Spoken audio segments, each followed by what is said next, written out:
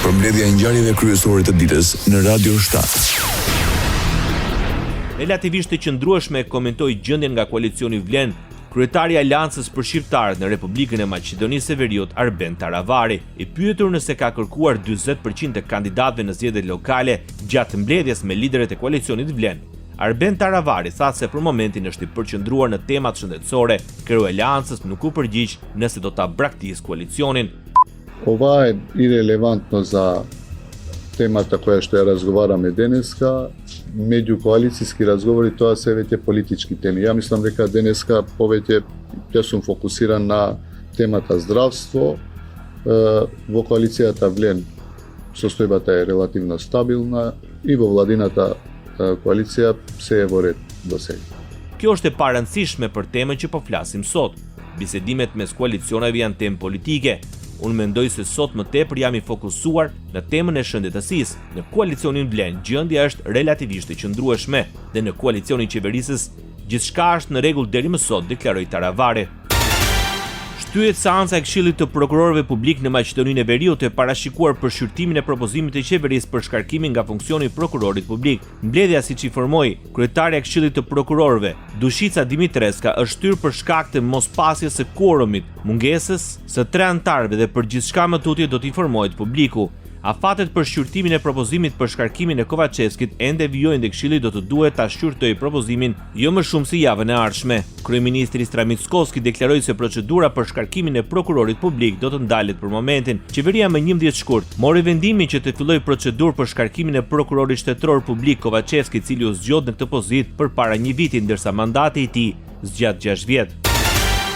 Ministri i Maqedonisë së Veriut Besar Dyrmishi fajsoi ndryshimet ligjore të 17 viteve të fundit për tragjedinë e Koçanit. Në një konferencë për shtyp, Dyrmishi deklaroi se pronarët e diskotekave dhe hotelerive kanë dëshmuar përmes noterit me përgjegjësi morale dhe penale që objektet e tyre i përmbushin kushtet minimale teknike për zhvillimin e veprimtarisë. Sipas tij, ndryshimet ligjore në vitin 2008 ja kanë hequr përgjegjësinë Inspektoriatit e Tregut që të dalë në teren për të verifikuar kushtet në objektet hotelerike dhe diskoteka. Me këtë kanë abuzuar, sipas ministrit aktual Besar Dyrmishi, i cili ka filluar ndryshimet ligjore. Ai deklaroi se Ministria e Ekonomisë firmos licencat në bazë të dokumenteve që i sjellin organet nga tereni dhe sipas tij nuk ka përgjegjësi për abuzimet e mundshme të bëra nga autoritetet e tjera që udhëheqin procedurat. Arrestohet ish drejtori i ndërmarrjes publike shtetërore në Republikën e Maqedonisë së Veriut e Prostemi së bashku me 4 persona të tjerë. Ekzistojnë dyshime për keqpërdorim gjatë furnizimeve publike në këtë ndërmarrje. Përveç Rustemit, janë arrestuar dhe Drilon Zymberi, drejtues në sektorin për pagesa të pikave pagesore dhe kontroll, Ejup Latifi, ndihmës drejtor për mirëmbajtjen e rrugëve, dhe Xhemal Bibilovski, pronari i kompanisë së sigurimit. Mbitarët ndojnë dyshimet për keqpërdorim për shkak se në vitin 2022 kanë qenë pjesë në shkrimin të marrëveshjes me kompaninë nga Kërçova për sigurimin fizik të 14 pikave pagesore të ndërmarrjeve. Dëmi mbi buxhetin e shtetit arrin në rreth 46.9 milion denar. Prokuroria kërkon paraburgim për pronarin e kompanisë, ndërsa për të tjerët masën e kujdesit. Rajoni. Qeveria e Kosovës do të investojë 1 miliard euro në fushën e mbrojtjes. Në mbledhjen e Këshillit të Ministrave, kreu i saj Albin Kurti vuri në pa investimet në fabrikën e municioneve dhe të dronëve ushtarak Made in Kosova. Kryeministri deklaroi se me Shtetet e Bashkuara të Amerikës janë zgjeruar dhe thelluar marrëdhëniet në fushën e energjisë dhe mbrojtjes. Buxheti për ushtria është 3 fishuar, trajnimet jashtë vendit janë 4 fishuar, investimet në armatim janë shumë fishuar, përfshirë këtu dronët Bayraktar, Luftarak dhe kontratën për funksionalizimin e fabrikës së municioneve. Mandatin e ri, ushtrisë do t'ja ndajë mbi 1 miliard euro, do të kemi fabrikë municionit të dronët ushtarak Made in Kosova, pra që i prodhojmë vetë. Kemi filluar të blejmë për dallim prej më herët dhe për dallim edhe prej tani do të fillojmë edhe të prodhojmë atë që kemi nisur ta blejmë, deklaroi Albin Kurti.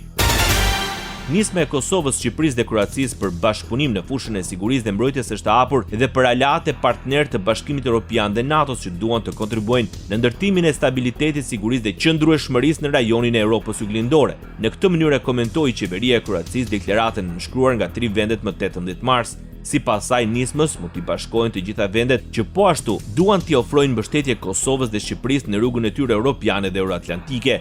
Qëllimi i saj nuk është krijimi i ndonjë aleance ushtarake, pasi me antarësimin në NATO, as që është e nevojshme theksohet në përgjigjen me shkrim të qeverisë kroate. Merët presidenti i Serbisë Aleksandar Vučić tha se me nënshkrimin e dokumentit, Kroacia, Shqipëria dhe Kosova kanë hapur një garë armësh në rajon dhe kanë shkelur marrëveshje në rajonale të vitit 1996. Kryeministri i Kosovës kërkon nxjerrjen përpara drejtësisë së autorëve të 4 vrasjeve të fundit të ndodhura në vend. Në mbledhjen e Këshillit të Ministrave Albin Kurti kërkoi analizë profesionale, veprim ndërinstitucional dhe reflektim shoqëror. Gjithë vendi është trënditur e është lënduar nga kjo seri e vrasjeve që duhet të ndalohet, të ndalet, të dënohet. Na duhet natyrisht analizë kujdesshme profesionale, veprim i menjëhershëm institucional dhe reflektim shoqëror që adreson dhunën që kemi parë në këto ditët e fundit. Kjo është thirrje për të gjithë ne, për secilin prej nesh. Edhe për faktin që këto vrasje ndodhen pikërisht në javën kur shënojmë 26 vjetorin e fillimit të fushatës së bombardimit të NATO-s në Kosovë, për të ndalë gjenocidin e Serbisë dhe përkujtojmë masakrat e njëpasnjëshme të aparatit shtetëror të Serbisë që synonte shfarosjen e popullit shqiptar. Ridvan Hoti është drejtori i ri ekzekutiv për trajtimin e të burgosurve në shërbimin korrektues Kosovës. Qeveria e Kosovës miratoi propozim vendimi në mbledhjen e Këshillit të Ministrave. Sipas zëvendës ministrit të drejtësisë Blerim Sallau, procedura është bërë në përputhje me legjislacionin në fuqi. Në harmoni me legislacionin përkatëse në fuqi, pas njoftimit të datës në 9/12/2024 nga Komisioni ad hoc për renditjen e përfundimtare të kandidatëve lidhur me procedurën e rekrutimit, paraqes parajosh për shërtim dhe aprovim emërimin e Zotit Ridvan Hoti për pozitin e zavendës drejtor ekzekutiv për trajtim të burgosurve në shërbimin korrektues Kosovës. Radio 7, zëri pozitiv i qytetit. 500 përfituesit e parë nga paketa e maleve të paraqitura nga kryeministri i Shqipërisë Edi Rama në Shkodër do të zhvillojnë pronësinë pas një taksë në pranitë e ministrit të shtetit për pushtetin vendor, Arbian Maznikut, dhe ministrit të ekonomisë, kulturës dhe inovacionit Blendi Gonxhe. Kryeministri paraqiti projektin e qeverisë shqiptare të miratuar pak javë më parë nga Kuvendi i Shqipërisë. Në bankat e nivelit 2 me një garanci 70% të kolateralit nga shteti që kush dëshiron mund ta përdor edhe për këtë paketë. Mund ta përdor për agroturizëm, mund ta përdor për agropërpunim, mund ta përdor për çfarëdo qoftë që ka të bëjë me investime në territoret rurale, malore ose edhe gjysmëmalore të Shqipërisë. Sipas kryeministrit Edi Rama, ligji i ri sapo miratuar i hap rrugë investimeve në agroturizëm dhe turizëm malor, duke i dhënë një mundësi reale dhe mbështetje të posaçme të gjithë atyre që duan të rikthehen në tokat e të parëve për të bërë sukses ekonomik për familjen e tyre. Ish kryeministri italian Matteo Renzi propozon kthimin e kampit i Gjadrit në një burg për shqiptarët që vuajnë dënimin në Itali. Duke e konsideruar një dështim marrëveshje në Rama Meloni, Renzi është i mendimit se kjo mund të mundësoj që të burgosurit të mund të jenë më afër familjarëve të tyre. Noi pensiamo che sia giusto venire qui per dire agli italiani guardate dove stanno sprecando i vostri soldi. Agli albanesi io dico ci sono circa 2000 che sono oggi in carcere in Italia.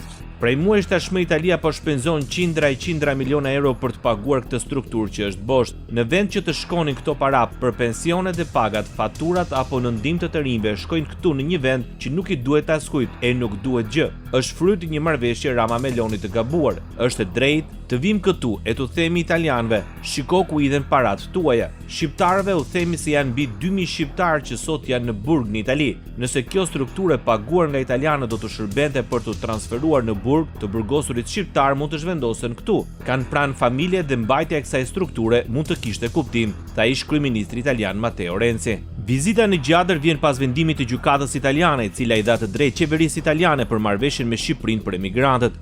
Për zbatimin e kësaj marrëveshje është angazhuar vetë kryeministri i Italisë Giorgia Meloni. Ajo është shprehur e vendosur për realizimin e këtij objektivi që sipas saj është përshëndetur nga të gjitha vendet e BE-s. Kampi i Gjadrit do të ketë këtë funksion të paktën deri kur Gjykata Europiane të Drejtave të Njerëzit të përcaktojë se cilat konsiderohen vendet të sigurta origjine, një listë që do të ketë fuqi për të gjithë Bashkimin Evropian.